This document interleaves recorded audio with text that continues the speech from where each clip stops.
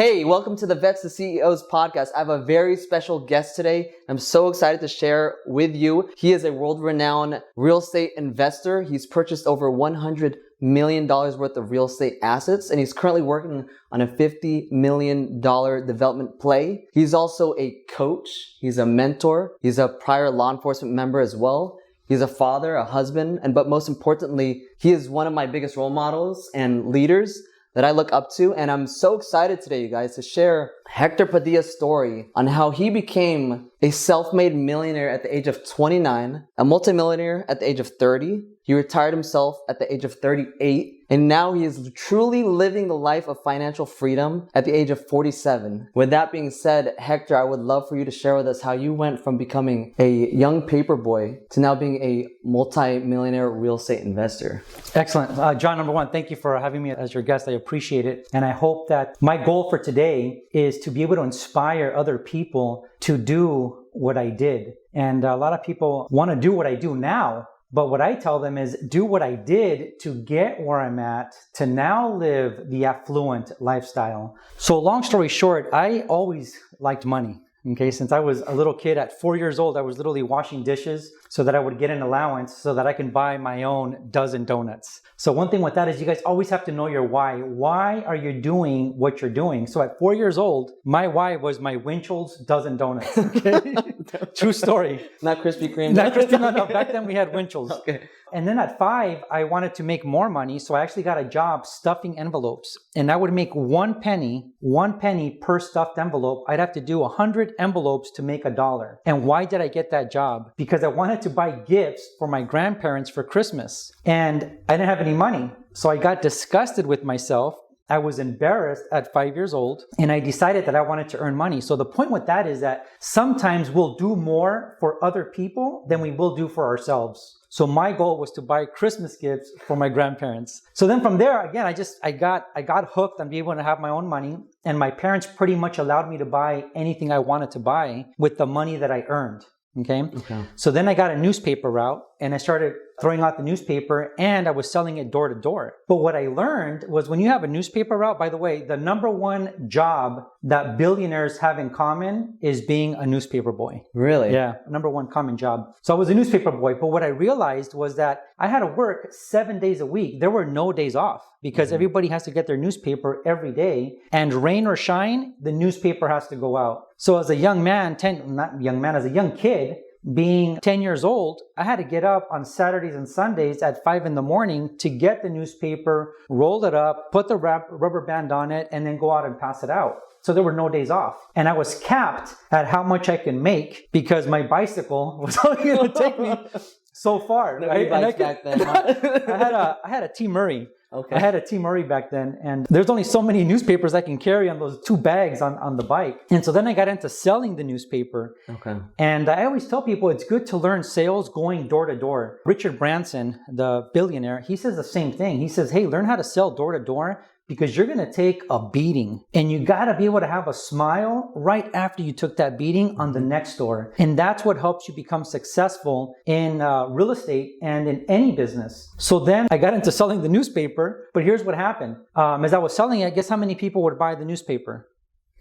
Maybe a dozen or so? No. Long story short, not very many people would buy the newspaper, okay? So you have to think out of the box, and you have to think into a new box. I like that. So what I did was, as soon as they said no, that they didn't want to buy the newspaper, I would try to handle the objection, push a little bit more. But once they were going to, close the door on me, then I would say, hold on a second. Here's really why I'm here. I'm trying to earn some money, and it was to go to Magic Mountain. To go to Magic Mountain, I understand you don't want to buy the newspaper, but can you help me out by making a small donation? And guess what they would do? They would donate. They would give me a donation that was more than the cost of the newspaper. Wow. And when it was a donation, it was a cash donation, right? So there's no taxes to be paid. And you get the IRS can't come after me because that was like 37 years ago, right? They might come after you after this video now. So I would get cash, and it was more than had I sold a subscription. So then I got good at asking for donations, and I started to make good money. And then anyways, from there, I just started getting other jobs, but I was always entrepreneurial. I was always looking, how can I buy something that's worth $1? How can I buy it for 50 cents and then sell it for $1 or sell it for $1.50? So I always tell everybody, any little boy can go out there and buy a Snickers bar. I don't know how much Snicker bars are nowadays, but let's just say it's $1. He can buy it for $1 and sell it for $2 or sell it for $1.50. So anybody can become an entrepreneur and you can always make a spread. Then what I learned as I got older is I started making that spread by buying real estate. So I'd buy real estate it was valued at $1, but I would buy it for 50 cents. And then people on social media that follow me just posted a video on a building that I bought for $6 million. Okay, I bought it for $6 million. The ARV now is $10 million. And everybody says, oh, well, how did you get, I put $600,000 as the cash down payment, and then I did it with seller financing. Okay. Their comeback, their small thinking is what continues to make them poor. Yep. Okay, it's that poor mindset. Being broke is okay. All self-made millionaires, self-made billionaires have been broke at one point or another. And there's a statistic that says that most mega millionaires have gone broke three times before they get to keep their wealth. Okay, so knock on wood. I haven't lost mine. I don't plan to. What was my point with this? Oh, so on that $10 million deal, the small thinkers said, well, we don't have $600,000. Well, no shit, I get it. But that doesn't mean that the down payment has to be your money. You got to think out of the box and think into a new box. Get a private investor to lend you the money for the down payment. And then I learned how to do that. And that's how I started to leverage up to be able to buy $100 million in real estate. And that nobody has any ownership interest in my company. Okay. I own my company 100%. That's amazing. Yeah.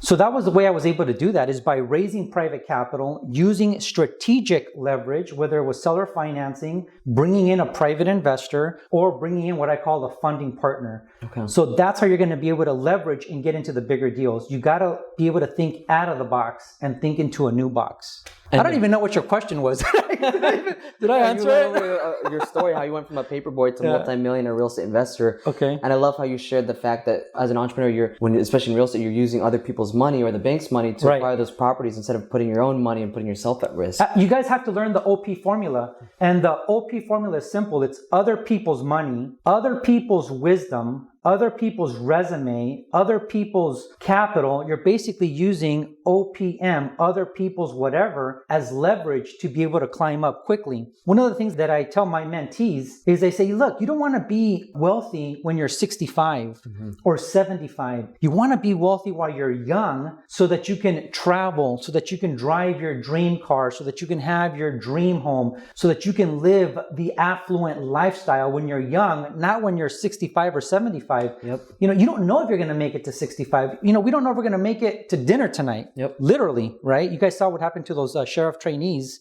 They got run over. They got run over. I don't know. We hope they're okay, but you just don't know. You don't know if you're here for breakfast. It doesn't mean you're going to be here for dinner. So try to create exponential growth by using leverage, investing in multi-million-dollar properties so that you can live the affluent lifestyle now, not when you're 65 or 75. Amen. And part of that too is living the affluent lifestyle also means that you're being a blessing. You're creating jobs and you're helping your family, whether it's your parents, whether it's your aunt and uncle, or other charitable causes. You're just helping other people. You're being a blessing. You're giving. Absolutely. And people that say, oh, money doesn't cause happiness or something, whatever. Money's the root of all evil. I hear that all the time. So money's the root of all evil, or money doesn't buy you happiness. Money, when you gift it and when you're a blessing, believe me, it makes you feel really good. It makes you feel really good, and it's part of a fulfillment. I don't know if you're too spiritual. I know one of my favorite things that I've learned from, just going to church, it's better to give than to receive. I know about, a lot of people out there, not all givers, but for me, I've always, had that inside of me to give, even if you don't have everything you have right now, but as long as you're taking care of yourself. It's like when you're on a plane, when the oxygen mask comes down, you have to be able to take care of yourself before you can help others, but you have to have that insight that, why are we doing these things? Because you want to give, I want to pay off my family some. I want to be able to give the people that I love anything that they need so they don't have to worry about money. I want to be able to help people that are poor, like we were poor. I remember my dad would tell me the story of how him and his brothers would live in the Philippines drinking out of a water hose just to survive, and then we all moved here. Long story short, he became a manager of a McDonald's, and now they're doing very well, but just the grit and the determination it took to go from having literally nothing, rags to riches. And I feel like a lot of people that go through that experience, they get through life a lot easier because they've already hit the lowest point in life. They can only go up. You can only go up. Yeah. So with that point, here's something else, guys, is you guys need to have the affluent mindset. Okay, think like a wealthy person. And a big lesson that I got with that is when I first started, I would help somebody out with money, with a favor, whatever it was, and they wouldn't repay it back to me directly. And I took it personally. Then I'm like, man, they didn't show any appreciation, right? So then that would hold me back. But what I learned was this. One of my mentors said, Hector, give without remembering and receive without forgetting. So now I may help John with something and John may never help me back, but this guy in the background over here running the cameras, maybe he's going to help me, or somebody else in the universe is going to help me by me being a good person. So remember, give without remembering, receive without forgetting. So definitely being a blessing. And when he's saying about value, so the way John and I met, and here's a good lesson to learn from John. I always get asked, can I take you for lunch so that I can pick your brain? Which I don't like it when people say that. Yeah, can I pick your brain? I just imagine someone with a fork like, your brain. Like, no, you can't pick my brain. Or they'll say, can I take you for coffee so I can pick your brain? I can buy my own coffee, right? I can buy my own lunch. The way John did it was smooth, man. So we're both he's still a law enforcement officer in the military, and I'm a former Santa Monica police officer. And so we had that in common. So he used that to connect with me. So when you tell somebody, hey, can I take you out for a free coffee so that I can pick your brain? For the most part, you're going to butt heads, okay? So he found some way to align with me. We had something in common. And if he would have said, hey, can I take you to lunch so I can pick your brain? I would have been like, hey, John, pleasure meeting you. I wish you all the best. But what did he say? He's like, hey, man, I got some rifles and shotguns. Yeah. He's like, I got this new handgun. I got night vision goggles. And I'm like, damn. I'm like, let's roll. So he's like, let's go shooting outdoors and let's do some drills. And I'm like, definitely. And then he's like, and then maybe after that, I don't know if you knew this or not or how you found out, maybe through social media. But if you didn't do your homework, when you're going to go meet someone, do your homework on what they like. And then he's like, hey, let's have a cigar and a scotch. So, yep, and I'm like, he's talking my language, right? So anyways, long story short, that's how John and I connected. We went shooting. We haven't done our scotch and cigar yet, but we got to get that done. So learn how to network, because your network will definitely determine your net worth. And learn how to connect with people, how to align with them. Don't butt heads with them. And remember that when you're meeting with an affluent man already, a seasoned businessman, they get hit up all the time with free lunch, free dinner, free coffee. We don't need it. Okay, so bring something of value to them. Exactly. Yeah. That's what I like to tell a lot of the folks that always reach out to me as well. It's always just the take. But when you go at it in a different aspect of you're giving without expecting anything in return, and you're more so, like I said, a giver, then I feel like that's when the universe really rewards those people. Not in a way like, hey, I'm going to give and then hopefully I get something. You have to really generally want to just give and have fun. And like, I just wanted to honestly go shooting. Yeah, it's cool to network, but like, I love shooting, honestly. So it's cool that we were going shooting, we got to network, and it was awesome that from that connection, being law enforcement brothers, it's like, wow, you really, when you find a connection and something you guys are relatable to, it really opens the doors to whatever is possible, Guys, with what he just said right now, everybody wants the big secret. What's the big secret? How did you become wealthy? There are no big secrets. But he just said, how did the doors come open, right? So remember that huge doors will swing open on tiny hinges. So what is that tiny hinge that's going to cause the big doors to open for you in your life and in your business? It's the small little things that make the big difference. It's like we were talking about earlier, Hector, planting that seed and seeing where it goes. Because a lot of people, they always want to see, hey, how do I get there? How are you living that lifestyle? But they don't see the very beginning fruition steps that it took to actually get to that. People always see 100%. People see us enjoying the fruits of our labor. People see that I'm traveling to 24 different countries, that I have the Rolls Royce, that I live on the celebrity streets, that I have my vacation home in Cabo, that I'm living this great lifestyle, which I am, right? But they just see me eating the fruit. They don't understand all the seeds that I had to plant and nourish and cultivate to let those roots grow, to let that tree grow, to then be able to pick the low-hanging fruit. So always find out, what is the seed that caused the wealth? What is the seed that caused a person's happiness? Look for the seed.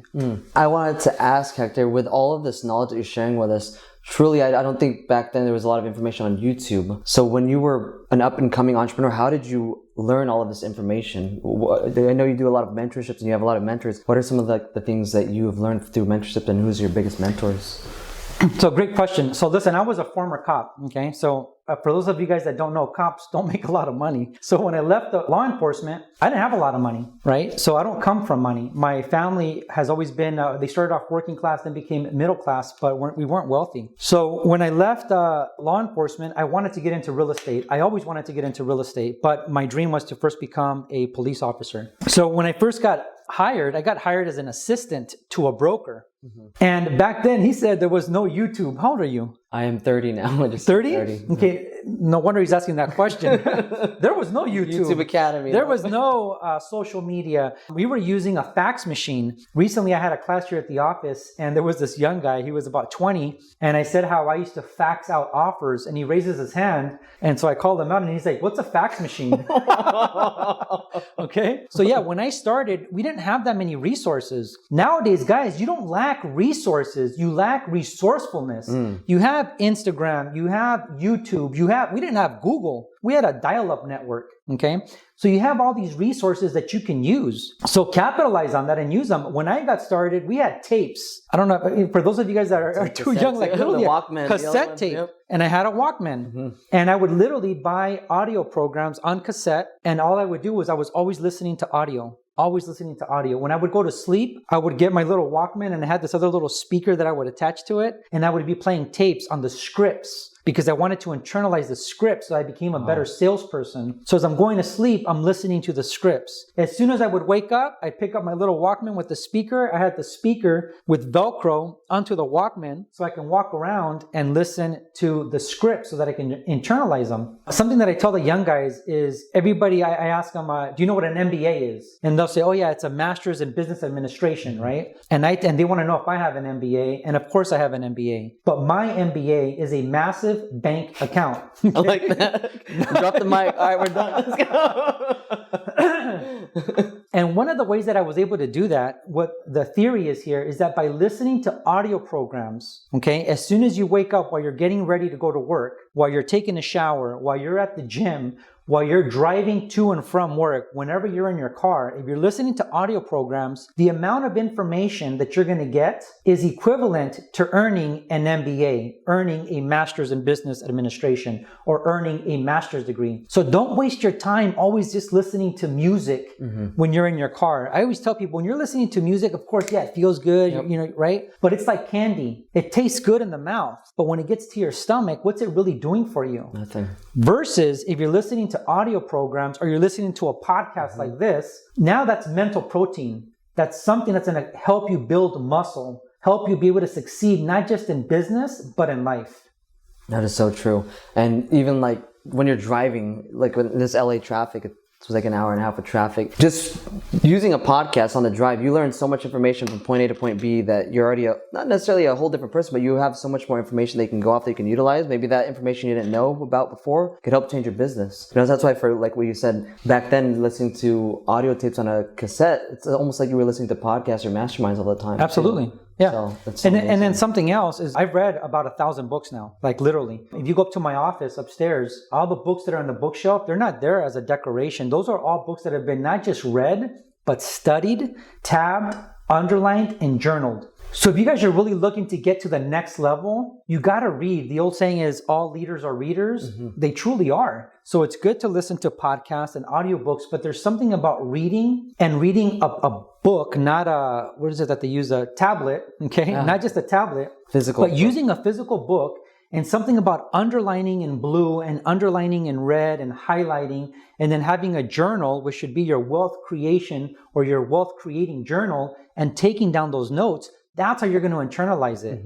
Because if you're just listening to audio, you don't always internalize it because you're driving and it's like, oh, I got to make a left, got to make a right, traffic light, you're distracted. But when you sit down and you study a great book, you're going to internalize the information. It's a different way of internalizing the information. You're actually doing steps. Like you said, if you're just listening, you're just taking it in, but you're not really taking notes and being actionable about it too. Yeah, absolutely. So, it's so amazing. And then in regards to mentorships, were there any mentors that helped you out along the process to get to where you're at now? 100%. So I always tell people the big secret to my success. I'm a first generation Mexican. I was born in Santa Monica, but my parents are from Mexico. They didn't come over here with money. Again, my family started at working class, and then we became middle class. And my dad was also an entrepreneur, and he also invested in real estate, but he did it the old school way. He would buy a duplex and then buy a fourplex, and then he bought a piece of land and he would wait 2-3 years and sell it. He didn't create exponential growth the way I did it when I got into the business. Okay. So the two big things for me, actually I'll say three big things, was audiobooks, reading great books, and vetted mentors. I always had a vetted mentor that would show me the ins and outs of real estate. One of them was Ron LeGrand. Ron, if you're watching this, thank you for your mentorship. You know I appreciate you. And I would travel with Ron on a private jet. Wow. And we're in a private jet to go look at real estate, and I'm sitting there having a one-on-one with him. We would land, a limo would pick us up, we'd go look at some other real estate, we'd get in a chopper to go up and take a look at the real estate, and he's showing me the LOIs, the letters of intent, how he's getting that property under contract, how he was raising the money. He was showing me the nitty-gritty, but I paid him back then $50,000 for 8 meetings. And everybody thought I was crazy. Like, oh my God, you're going to pay him $50,000 for 8 meetings, and I would have to fly to Florida or out of state to go meet with him, right? So they would call me crazy, but now they see what I'm doing, and now they're like, oh my gosh, how did you do it? So now who's the crazy one? The other vetted mentor that also helped me out a lot is Dan Pena, the $50 billion man. All right. So I went to go see Dan. And when I went to go see Dan, he had a wall of fame. And to be on the wall of fame, you have to close over $100 million or more. And so when I get to his castle in Scotland, I look on the wall, and guess who's on the wall? Ron LeGrand. And I'm like, Dan, you mentored Ron? And he was like, yeah, I showed him everything he knows. I don't know if that's true or not, but that's what he said. So I was like, wow. So now Dan Pena mentored me, and he showed me a tremendous amount. I stayed at his castle for 8 days, and then he mentored me for a year. And now guess what? I'm in his wall of fame because he vetted me. He looked at my financials, and he saw that I purchased over $100 million in real estate. That's amazing. So now I'm on that wall of fame. Thank you. That is so appreciate amazing. it. Yeah. And Dan Pena, if you're watching this, which I doubt, but if you are, thank you very much. You know I appreciate you as well. That's awesome. You know, in today's world with the digital age, I think the hardest thing is to find vetted mentors, because there's so many people out there that have a course on this, and then some of them, you know, they just show the lifestyle and they don't actually live it or have the financial backing. But it's like, how did you actually vet these mentors to be like, hey, I'm going to make this $50,000 investment? Because right now I feel like that's a big problem is the digital era. Everyone's pitching something and you don't know if they actually know how to do it. 100%. With that, so when you guys see a young guy, okay, you see a guy who's 20, 25, he's driving the Lamborghini or the Ferrari, and maybe he's wearing an expensive watch that he cannot afford, and he's leasing a car that he truly cannot afford. It's all flash. We call those flash dancers. Flash dancers. I never had a mentor that was a flash dancer. All of my mentors have been what I call grumpy old men. So they're older men, they're not on social media, and they're vetted. You can see what their real estate holdings are. They can take you to a property and show you how they closed it. You see where they live, and not always what kind of car they're driving, because some of these old guys, they drive old cars. They just don't want to have that fancy car. So I would say get mentored by someone that has 20 years of experience or more, and that has gone through hard times. Like I've been through a recession. We talked about earlier about the IRS. I've been through an IRS audit, and it was like they audited 5 years of my books. Wow. That was devastating, but I learned from it, and the dust will always settle. Every storm comes to an end, and we got through it, and I learned from it. So you want to have someone that has about 20 years of experience or more. If they have 10 years of experience, that can still be good, but don't get a flash dancer. There's too many flash dancers on Instagram, and again, you can just see how flashy they try to be. And then when you meet them in person, they're uncomfortable. They can't make eye contact because they know it's all flash and no dance. So it's like, that's a red flag right there. If you see them, huge red flag. Okay, got it. Yeah, I call them pussy cats. There you go. Okay, so the pussy cats are the young cats that are all flash and they have no time-proven wisdom. They have no real value. It's all flash. The young cats are the ones that they want to learn. They're willing to work to earn it, right? But they're humble and they're asking the lions, how do I do this? How did you do it? Show me your system. Show me the process. Show me time-proven wisdom, not your Lamborghini. Yeah, that's more so just showing the lifestyle off.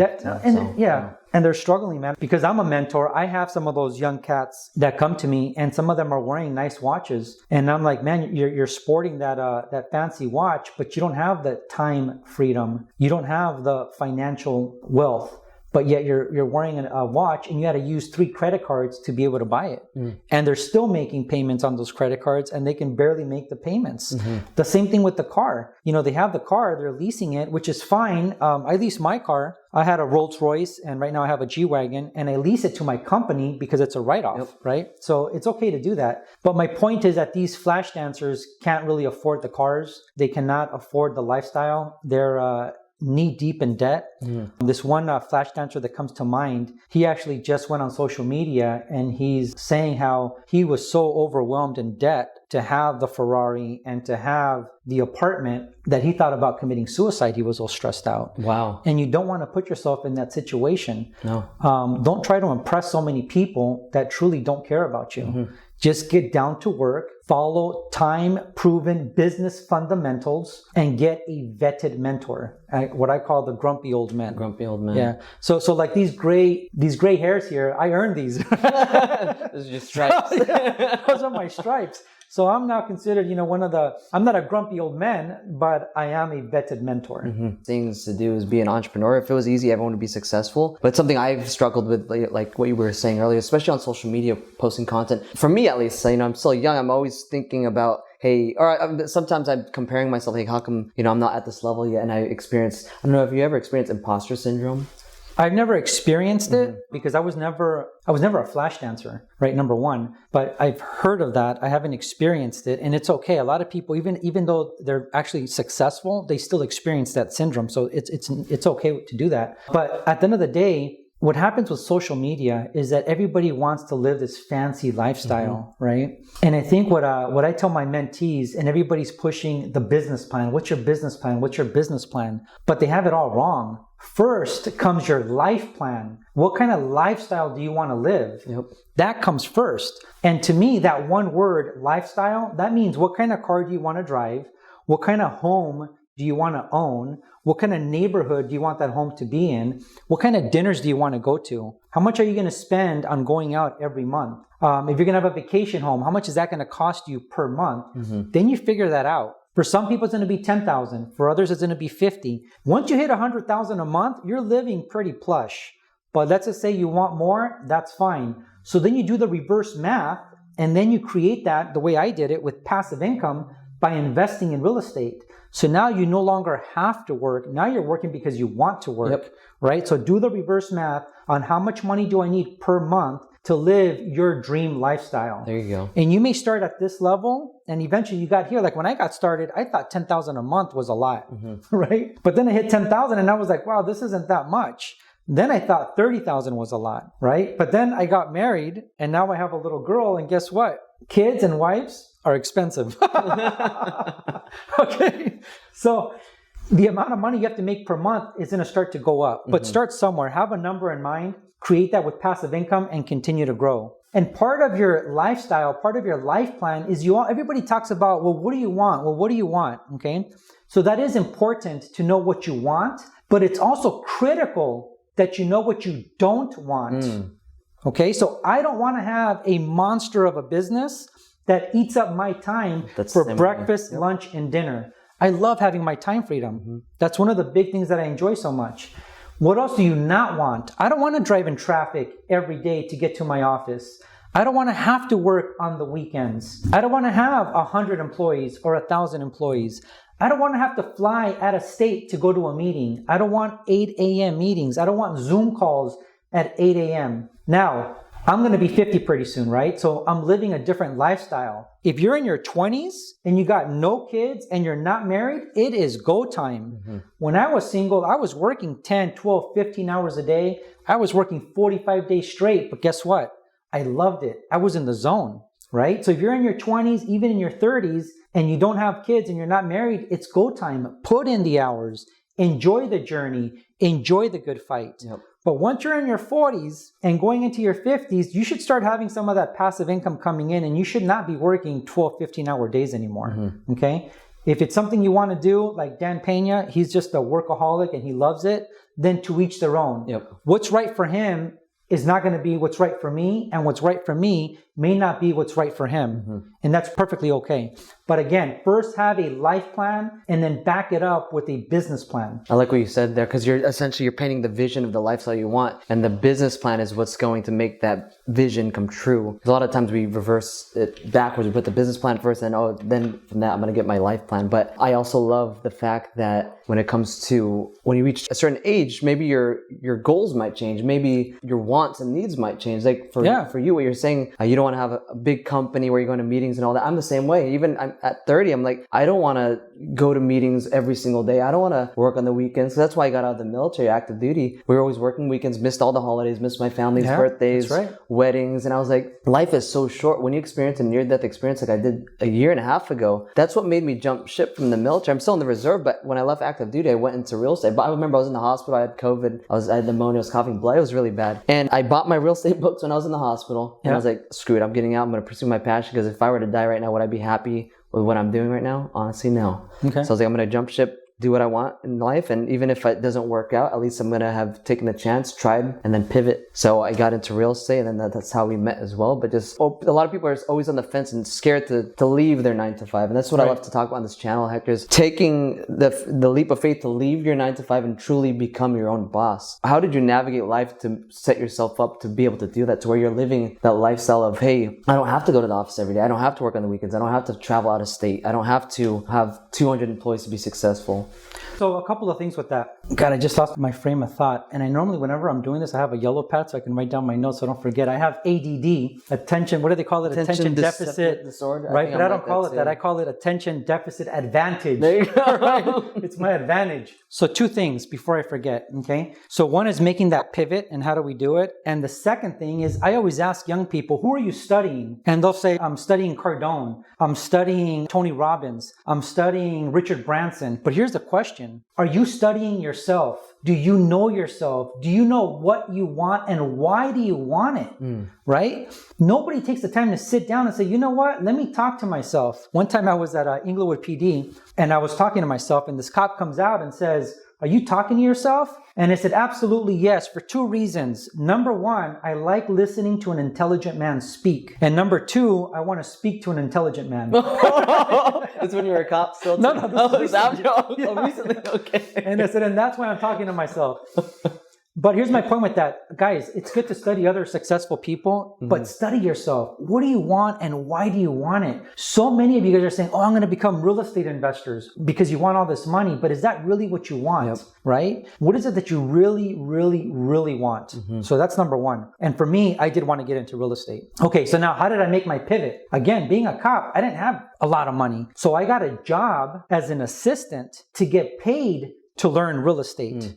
Right? And then what I did was I cut all my overhead. I started cutting my own hair, literally. I started packing my lunch every day. When I was recruiting more 15 years ago, and I was recruiting the young cats to come and work with my team, I asked them, are you willing to have peanut butter and jelly for breakfast, cup of noodles for lunch, and macaroni and cheese for dinner? If you're willing to have that, then you're going to succeed. If you're not willing to adjust to the sacrifices of success, don't get into real estate. Don't become an entrepreneur. Stick to your safety zone of your 9-to-5, but you're probably going to be miserable. Okay. So you have to adjust to the sacrifices of success. So again, what I did was I cut all of my overhead. I stopped going to the dry cleaners. I was doing my own laundry. Again, cutting all overhead. And then I was being paid to learn the real estate. On the weekends, I had a girlfriend at the time. On the weekends, when it was Friday, Saturday, I wasn't going out. I was staying home and I was studying. I was reading books. I was listening to audio programs. I was watching documentaries. I was learning, how do I become wealthy? So that's how I did it. Gotcha. Wow. And then from that pivot, so again, I went from newspaper boy to cop to assistant to a broker to then becoming a realtor and a buyer's agent and then a top producing listing agent. Then I became a broker owner. Then I got into fix and flips. And then finally, I made my bigger pivot and started to focus on multi-million-dollar properties. And that pivot, focusing on multi-million-dollar properties, having now my own real estate acquisition and investment firm with my own in-house brokerage, my own in-house property management company, and my own in-house maintenance company, that's what has allowed me to live the affluent lifestyle, making that one big pivot. Yep. Okay. Something that you reminded me of right now is that setup that I have right now. That's my dream setup. It's excellent. Okay. That's what gives me the time freedom, the financial freedom, and the ability to leave a legacy for my little girl and hopefully her kids. But here's the thing, guys, having that setup, it's not for everybody. Okay. It's not for everybody. I always say that piece by piece, I created my real estate masterpiece. So even for yourself, John, let's just say that you're going to get into some other business. That's great, but you can still invest in one piece of real estate. If you do one piece of real estate per year, right? No matter what it is, but you get into one good investment in 10 years, you're going to have a minimum of 10 properties, if not more, because you're going to end up becoming more sophisticated and you're going to take that duplex or the fourplex, you're going to sell it, do a 1031 tax-deferred exchange, and now you're going to get into a 10 unit. You're going to have that 10 unit. You're going to do a refi cash out. You're going to pull out cash, which is tax-free. You're going to take that cash and you're going to go buy another property. Then you're going to sell this one. That's it. You're going to sell this one, do a 1031 exchange, pay no taxes again, and then you're probably going to go buy 2 properties. Wow. All of a sudden, it's a snowball. Yep. It's a domino effect. Next thing you know, now you have 10, 15, 20 properties. Okay. And now you have that passive income. So now you don't have to work. You only work because you want to work. You're not trading your time for money anymore. 100%. 100%. And you know, with that lifestyle that you're currently having, and even before you got to the lifestyle you're at now, it sounds like there's a lot of stuff you're doing. You're learning, you're coaching, you're mentoring, you're running your business, you have your team. How do you find time to, this is even for me, that I'm still learning how to do this, and there's plenty of people, like, how do you find time to balance your life, your work, your family, your wife, like to still go out on dates, to still spend time with your daughter? Yeah. How do you balance everything? Because, you know, if you water everything too much on one thing, everything else starts to get sacrificed. Okay.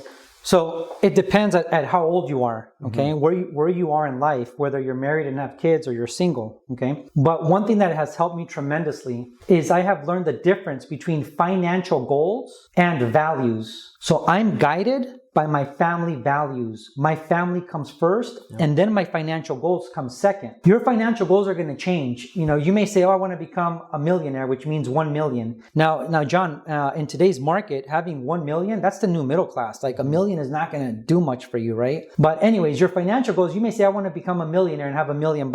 Then you hit that. Now you're going to have a new financial goal. So your goals are like the weather. They always change. You can always change them. It rains in summer and there's hot days in winter, right? But your values are like the climate. It's more consistent. So I'm guided first by my family values. Now, there's going to be times where I can't make her soccer game or I can't make her school play because something important is coming up in business and I got to take care of that, right? But for the most part, I'm going to be guided by my family values. I like that you said that, family values. I kind of want to shift the conversation to more on the relationship side now, because we had talked about it a little bit beforehand, is, you know, making sure you find the right partner, the right spouse that's going to support you, that's really, you know, be a power couple. Because I believe that behind every successful man or woman, they have a very, you know, strong, supportive and loving partner that stands with them, not behind them, not in front of them, but that stands with them. Right. So how did you meet your wife, and how did you guys become such an amazing power couple to where you guys are able to thrive together?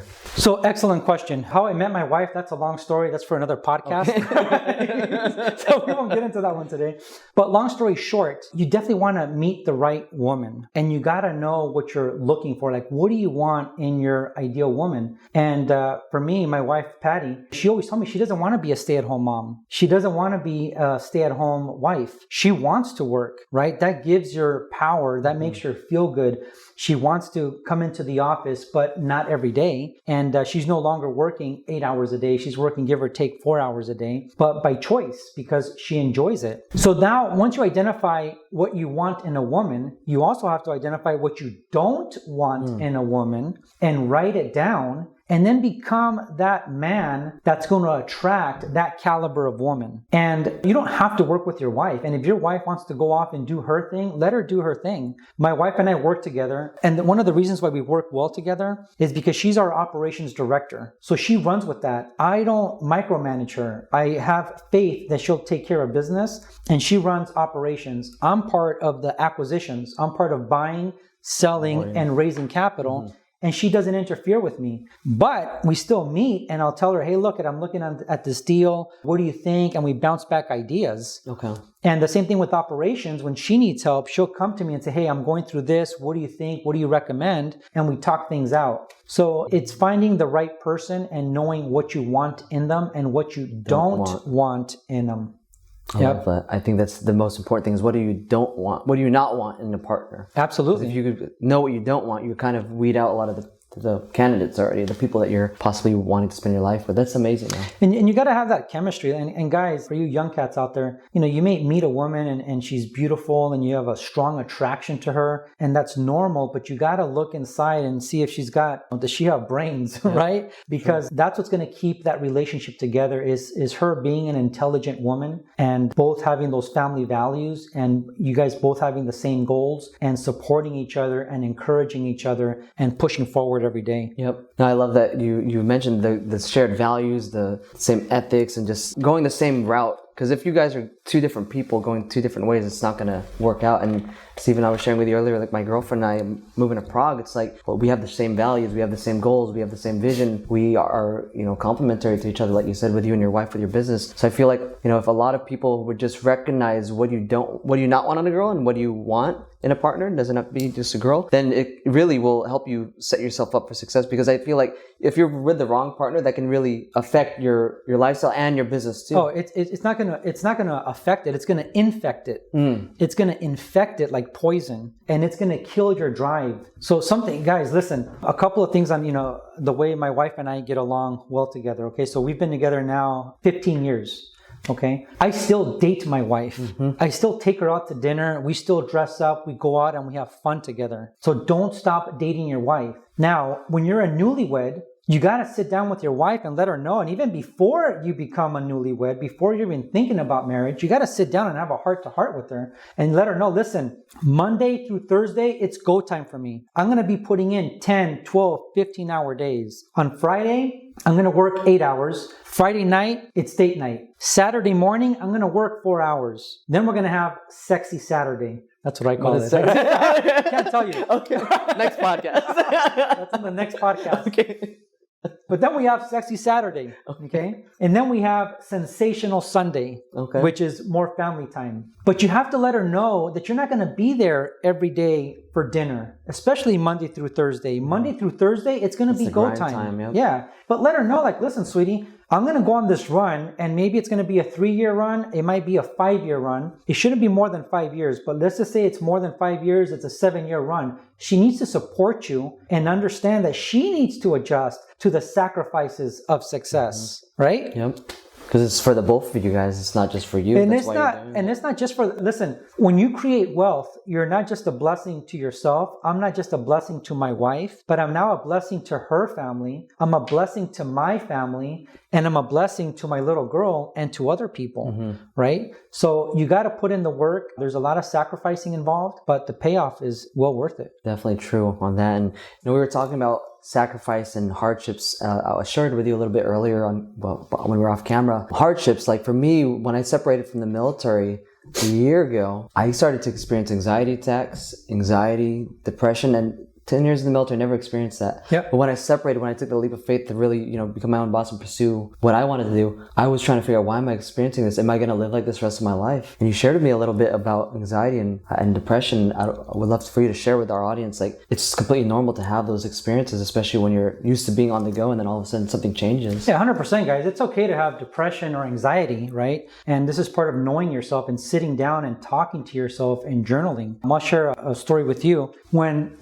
my wife was pregnant, I decided I was going to be a full-time dad. Okay. So I semi-retired. I was fully engaged. I was there for birth. I was changing diapers at 2 a.m, feeding my little girl at 3 a.m. I was fully engaged. And then what happened was I got depression and I got some anxiety because I was used to going, working, being on the hunt. And as alpha males or as males, we enjoy the hunt. We enjoy the kill. So when you're on that mode and then all of a sudden you semi-retire like I did and I stayed home, I'm not built to do goo goo gaga all day long with my little girl. So one night I'm out on the patio and I'm having a whiskey and a cigar and I see Dan Pena, and it was his first video, which I highly recommend you guys watch it. It was with London Real, the $50 billion man, and it was his first interview. And if you see that, you're going to see he was hardcore. And I was kind of used to someone being hardcore by playing football in high school and also by going through the police academy and being a police officer. So I connected with Dan and I go and I tell my wife, man, I just saw this great interview. I want to go see Dan Pena, but he's in Scotland. And my wife, being supportive, she's like, definitely go see him. And I said, sweetie, he's in Scotland, not Scottsdale, Arizona. All the way on the other side of the world. That's another continent, right? And we have our little newborn. And she's like, no, go see him. And I said, okay, it's 8 days in his castle. And then it's a 1-year mentorship. And it was about $30,000 plus airfare, etc. She's like, go see him. And I'm like, excellent. She said, as a matter of fact, take your best friend with you and stay over there for a month and travel through Europe. Then when you come back, see if you have that hunger again to fight and to go back on that hunt, to go back looking for the kill, right? So I went to go see Dan Pena. And like Dan Pena says, you're not going to go to him because you need a hug. You go to him because you need an ass kicking. So when I got interviewed by the LA Times, Dan Pena got me the interview with the LA Times for purchasing $100 million in real estate. One of the things I said is that, Dan kicked me in the balls, but he got me to work again and to be passionate about the business. And then I lost that anxiety and I lost the depression because I was back in hunting mode. I was back looking for that kill. So again, you have to know yourself and ask yourself, why am I feeling like this? But guys, look, if you're sitting in bed and you're feeling depressed or you have anxiety, if your kitchen was on fire and you see those blazes coming in, I promise you're not going to feel anxiety and you're not going to feel depression. You're going to get off your ass and you're going to get out of that house. So the same thing, get off your ass and start to do something. Whether you're going to start to play a sport, go to the gym, start a business, but stay active. It's when you're sitting on your ass that you're going to get more depressed and you're going to get the anxiety. Because you're becoming more of a in static state. You're not really... You're not growing. You're not growing. That's it. My belief is if you're not moving forward, if you're just standing still, you're moving backwards. And I mean, definitely you got to take time to recharge and take, not necessarily a break, but you just got to take a knee sometimes to know, hey, I'm getting burnt out. Maybe let me take a step back. Let me go travel. I found that when I travel, and I love traveling, I've been overseas 10 years and I'm moving back to Prague. It's like when I travel, that's when I have the best ideas. That's when I get very creative. That's when I think, hey, how can I live more of a lifestyle like this where I have a team that's managing my business, where I have money coming in to build more passive income, or even an active income just from a laptop, or just, even in real estate, investing in real estate. How can I have more of a lifestyle like that? And I feel like when you travel, it really helps you, for one, take a break from the work and helps you de-stress, helps you relax, but also gives you that creative juice. It gets you flowing. Yes, and it depends. Okay, so one of my real estate attorney, who's very seasoned, he's now in his mid-70s, every time I would ask him a question, he would say, well, Hector, it depends. And I'm like, Richard, you sound like such an attorney. And he's like, well, let me ask you this. Is water good or bad? And I'm like, well, the water's good, right? It fuels your body. Most of the world is water. It's good. He's like, it is, but not if you're drowning. And then he said, Hector, is electricity good or bad? And I'm like, well, it's good. The lights are on. He's like, yes, but not if you're in the electric chair. Okay, so it depends. So I enjoy traveling as well, but my wife loves taking what we call mini sabbaticals, which is like 30 days to 45 days of a straight vacation. And with that said, there's a big difference between having time freedom, which is what we have. We can travel and we're not on our laptops working and on the beach, on a phone call and texting. We're not doing that. When we're traveling, we're just enjoying ourselves. Okay, that's time freedom. A flexible schedule is being able to go pick up your kid from school, but then you got to get back to work. Those are two completely different things. So with that, I've had mentees that have gone. One of my recent mentees just went to Europe. And he said, Hector, after the 10th day, I started getting anxiety because again, he's used to going. And now he's on vacation and relaxing and he can't relax, right? So for some people, like for John, traveling motivates him, it makes him think better, he's creative, it helps him out. For other people, it's not. Other people enjoy a short trip, and that's okay. So you can just take, hey, I'm going to leave on Thursday, I'm going to be out Friday, Saturday, Sunday, Monday. It's a 4-day trip. You come back and you're recharged. So again, to each their own. What's right for me may not be what's right for you, and what's right for you may not be what's right for me. Yep. But know yourself. The shoe doesn't always fit. It's not a one size fits all. Yeah. You know, you really have to tailor it made to yourself. I remember when we were talking when I was in Europe, you gave me a lot of great feedback and mentorship on journaling every morning. I never used to journal, and when I started doing that, and then even doing the affirmations and then the breathing, it helped me so much. It opens a different door of your brain to be more creative, and you puts out, hey, these are the goals that I need to accomplish. And when you actually put on paper what you're thankful for too, it makes you more appreciative as well. I want to ask for you, what have you found are some of your best habits that have helped you become the successful man that you are today? Okay. So everybody talks about your habits, right? So you got to have 5 to 7 daily habits backed by a ritual. Okay. So for me, my habits is I read every day and I journal every day. I listen to audio programs every day. I work out 5 days a week, and then I pray and meditate every day. So those 5, and my other 2 is I do prospect a little bit and I do my lead follow-up. So those are my 7 daily habits on Monday through Friday. Saturday and Sunday, they'll change a little bit. Okay. It's a little more flexible. Yeah, a little more flexible. Something else I was going to say. Guys, whenever you guys have a problem, and we're talking about journaling, okay? Whenever you have a problem, ask yourself why 5 times. So my business sucks. Okay, why does it suck? Well, because I'm not prospecting. Well, why are you not prospecting? Well, because I'm afraid. Well, why are you afraid? Well, because I don't know my scripts. Why don't you know your scripts? Because I'm not role playing. Why are you not role playing? Because you really don't want to succeed bad enough. You don't want it bad enough. So ask yourself why 5 times and come down to the seed. What is the seed that's causing your feelings, that's causing your emotions? That's so true. I was listening to a podcast by Dean Graziosi, and he also talks about he calls it the 7 levels deep version of why. It's also how to find your why in this world. Why are you doing what you're doing? Because a lot of people, they just say, oh, I'm doing it for money. But when you dig deeper and deeper and deeper, you really analyze, I just don't want to live a life of where I'm being told what to do all the time by certain people, or for these are just examples, or I don't want to be living paycheck to paycheck. And you just keep going down deeper and deeper. And when you really find that, it helps you out so much. So I love that the levels of why.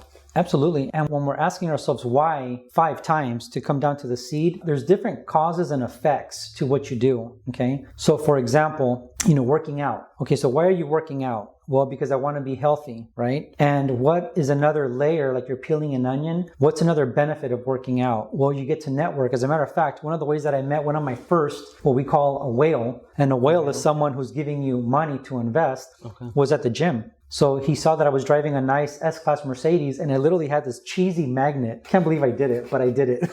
What did it say on the magnet? Cheesy magnet on both doors, and it said, I buy luxury real estate. Oh, cash. And it got his attention, and so we started talking. And he became one of my big whale investors, and we made a lot of money together. Wow. So my point in that is, again, it's peeling the onion, right?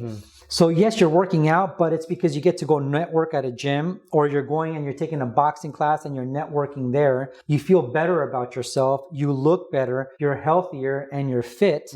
And it also helps with just your lifestyle. If you want to live this affluent life, you got to have the energy, the stamina to put in those hours to earn the good life. Yep. So also identify all the pros of your habits. Definitely, habits are definitely going to set you up for success. And I like to believe that the current version you're living of yourself is the habits and the choices you made from maybe a year ago or a couple of years ago, or even longer than that, because it depends where you want to go in life. It depends what habits you have set forth beforehand.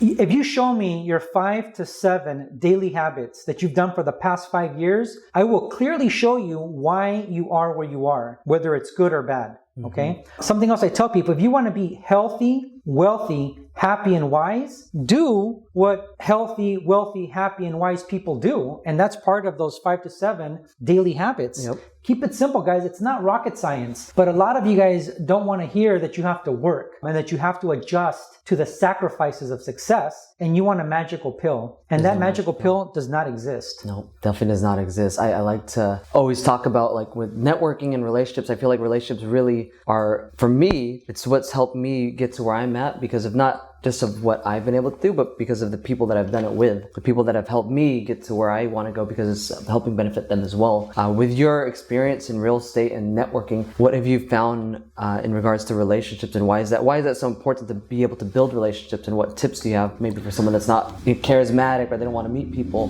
Why is it important to build relationships?